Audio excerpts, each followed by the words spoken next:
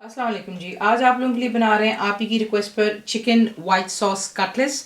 चीज़ें आपको दिखा देते हैं। जो काम मैं पहले कर चुकी हूँ वो सिंपल ये है कि आपने चिकन के ब्रेस्ट के पीसेस लेने हैं और खुले पानी में आपने इसको बॉईल कर लेना है तब तक जब तक कि आपका चिकन कम्प्लीटली कुक हो जाए। और जो उसका यखनी है प्लीज़ उसे डिस्कार्ड मत कीजिएगा। ठंडे हो जाने पर उसको फ्रिज में रख लें, उसके बहुत से यूज़ हैं। तो आपको एक टिप भी दे दिया बीच में। चिकन को श्रेड कर मैं यहाँ पर रख चुकी हूँ। इस कम्प्लीटली बॉइल्ड और ये कुकड है। उसके बाद आपको जो इसकी चीज़ें बनाने के लिए आपको चाहिए होगा, बाकी इसमें प्याज है यानी कि अनियंस, बहुत ही फाइनली आपने इसको चॉप कर लेना है। बीच में जाएगा मैदा यानी कि प्लेन फ्लावर। गार्लिक देख लें यानी कि सिर्फ लहसुन है ये, इसे आप क्रश कर लें, ग्रेट कर लें, जो आपके लिए आसान है लेकिन बहुत फाइन चॉप होना चाहिए। बीच में जाएगा एग यानी कि अंडे, कुटी हुई काली मिर्चें, 10 क्रश्ड ब्लैक पेपर, सॉल्ट यानी कि नमक, ब्रेड क्रम्स इस्तेमाल किए जाएंगे इसके कोटिंग के लिए। मैं इस्तेमाल कर रही हूँ ड्राई डब्बे के। जिसका वाइट सॉस हमने बनाना है उसके लिए आपको चाहिए होगा होल मिल्क में इस्तेमाल कर रही हूँ, फ्रेश मिल्क है हमारे पास यहाँ पे। प्लेन फ्लावर यानी कि मैदा, बटर यानी कि मक्खन अनसॉल्टेड है, कुटी हुई काली मिर्चें, 10 क्रश ब्लैक पेपर, सॉल्ट यानी कि नमक, दोबारा आपको दिखा दिया। अब ये चीज़ें हो गई, इसकी आपको दिखाते हैं इसको बनाना। हमने ले लिया यहाँ पर पैन, उसमें हम डालेंगे मक्खन और मक्खन को हमने यहाँ पर जो है सबसे पहले मेल्ट कर लेना है। तो इसको पहले मेल्ट, बटर आपका मेल्ट होता है उसमें आप डालेंगे प्लेन फ्लावर यानी कि मैदा जा रहा है बीच में। और फ्लेम को आपने यहाँ पर बिल्कुल कर लेना है लो पर।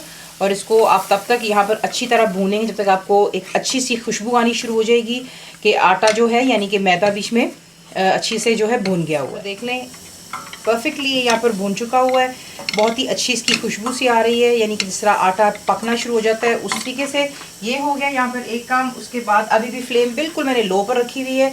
और बीच में जाएगा सॉल्ट यानी कि नमक, कुटी हुई काली मिर्चें, ये चली गई। इसको भी हल्का सा बीच में मिक्स कर लेते हैं। और साथ ही यहाँ पर अब आपने क्या करना है कि फ्लेम को लो पर ही रखें। और अगर आपको लगता है कि आपसे हैंडल नहीं हो पाएगा तो प्लीज़ नीचे चूल्हा जो है बंद कर दीजिएगा। और यहाँ पर हमने ऐड करना है दूध। बहुत आहिस्ता आहिस्ता हम मिल्क ऐड करेंगे और बीच में आपने विस्क हिलाते रहना ताकि कोई लम्स ना आए। इसको यूँ स्टर करते रहना है। मैंने चूल्हा बिल्कुल लो पर रखा हुआ है और आप इसको तब तक पकाना है जब तक कि ये थोड़ा सा गाढ़ा हो जाता है। देख लें परफेक्टली इसकी कंसिस्टेंसी यहाँ पर आप देख लें गाढ़ेपन में आ चुकी हुई है। हम चूल्हा बंद कर देते हैं और इसको थोड़ा ठंडा होने दें। देख लें फ्राइंग पैन इस्तेमाल कर रहे हैं जब तक थोड़ा सा हमारा वाइट सॉस थोड़ा ठंडा हो रहा है। अब हम इसकी जो है कटलेट्स की तैयारी कर लेते हैं।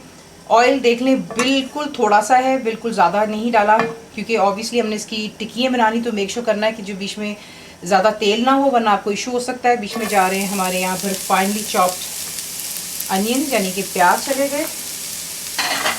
और बीच में जाएगा गार्लिक यानी कि लहसुन, बिल्कुल बारीक कटा हुआ है। लो टू मीडियम फ्लेम पर रखकर आप इसको अच्छे से यहाँ पर आप कर रहे हैं किस्म का फ्राई यानी कि सॉटे कर रहे हैं। इनफैक्ट सिर्फ इतना कि बिल्कुल जो है प्याज और लहसुन जो है सॉफ्ट हो जाए। यहाँ पर देख लें परफेक्टली जो लिक्विड था प्याज और लहसुन का वो बिल्कुल ड्राई हो चुका हुआ है। और ये कर लेने के बाद इधर आप ऐड करेंगे जो कि आपका बॉइल्ड एंड श्रेडेड चिकन है।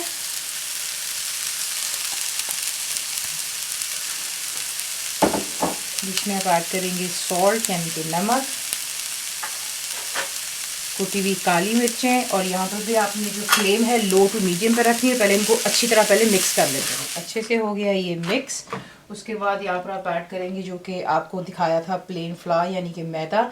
मैदा डालने की वजह यही है कि ये बाइंडिंग में परफेक्टली हेल्प करेगा क्योंकि इस बॉइल्ड एंड श्रेडेड चिकन है आपका जो है जब आप टिक्कियाँ बनाएंगे इसके यानी कि कटलेट्स वो बिल्कुल भी अलग-अलग नहीं होगा, चिकन परफेक्ट होगा इंशाल्लाह। ये कर लें, इसको अच्छी तरह मिक्स कर लें और लो टू मीडियम पे रखकर सिर्फ आपने 1 मिनट इसको मज़ीद और देना है ताकि ये जो है अच्छी तरह चिकन में मिक्सअप हो जाए। अच्छे से मिक्सअप हो गया मैदा भी चिकन में। अब आपने क्या करना है कि जो वाइट सॉस हमने बनाई थी वो इसमें हमने ऐड कर लेनी है। ये देख लें, इसको हल्का सा विस्क ज़रूर कर लीजिएगा, दोबारा से काफ़ी जमा हुआ है। और इसे और चिकन में ऐड करेंगे और दोनों को आपने बहुत अच्छी तरह मिक्स कर लेना ताकि वाइट सॉस और चिकन जो है कम्प्लीटली मिक्सअप हो जाए। परफेक्टली आपने दोनों मिक्सचर्स को कंबाइन कर लेना जब तक कि बिल्कुल एक जान हो जाए। फिलहाल आपको लगेगा कि ये स्टिकी है, ये बिल्कुल स्टिकी नहीं रहेगा इंशाल्लाह। आपने क्या करना है, इसे निकाल करके आपने एक बोल में रखना है, इसको ठंडा हो जाने दें। जैसे रूम टेम्परेचर पे आएगा आप इसको फ्रिज में रख लें, थोड़ा चिल होने दें, तकरीबन आधा घंटा दे दें, अबाउट 20 मिनट्स। जैसे ही ठंडा होगा उसके बाद आपको दिखाएंगे इसके कटलेट्स किस तरह बनेंगे और किस तरह हमने इसको फ्राई करना। ठंडे हो जाने पे माशाल्लाह बिल्कुल सही फर्म हो जाता है, ये देख लें, कोई इशू नहीं होगा आपको इंशाल्लाह। और आप देख सकते हैं मैंने इसमें हरा धनिया भी इस्तेमाल किया था, शुरू में आपको दिखाना और बताना भूल गई थी, लेकिन दैट्स फ्रेश कोरिएंडर यानी कि फ्रेश हरा धनिया बारीक काट लें, और थोड़ा सा इसमें ये भी डलता है। तो अब हमने क्या करना है कि आपको दिखाते हैं इसकी टिक्कियाँ हमने किस तरह बनानी है। थोड़ा सा बिल्कुल एक ड्रॉप ऑफ ऑयल हाथ पे ले लीजिएगा ताकि कोई भी चीज़ आपके हाथ पर देख लें बिल्कुल नहीं स्टिक करती है। थोड़ा सा हल्का सा आपने प्रेशर देना है और आप इसको यूँ प्रेस डाउन कर लेते हैं और इन्हें कटलेट्स की शेप दे देते हैं, ज़रा थोड़ी सी खूबसूरत सी हो जाती है। यूँ कर लेने के बाद आपने सिंपली जो आपको अंडा दिखाया था उसे आपने बीट करके रखना है। बीच में अंडे में आप इसको पहले डिप करते हैं और उसके बाद आप इसको डिप करते हैं ब्रेड क्रम्स में, अच्छी तरह उस पर कोटिंग कर लें, ये देख लें। और इसी तरीके से जो है कटलेट्स तैयार करके पहले एक प्लेट में अलहदा कर हम तैयार कर लेते हैं।